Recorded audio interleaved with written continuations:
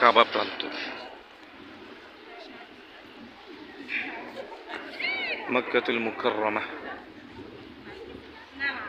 এত সুন্দর দৃশ্য আসলে পৃথিবীর মধ্যে জান্নাতের পরিবেশ পাইতে হলে আপনাদেরকে অবশ্যই আল্লাহর ঘরে আসতে হবে।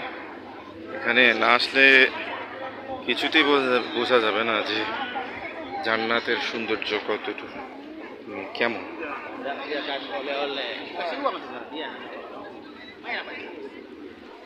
ছোট ছোট শিশুরা যায় আসে এখানে উমরা করে, ভালোই লাগে। এখানে জমজমের পানি পান করছে সবাই।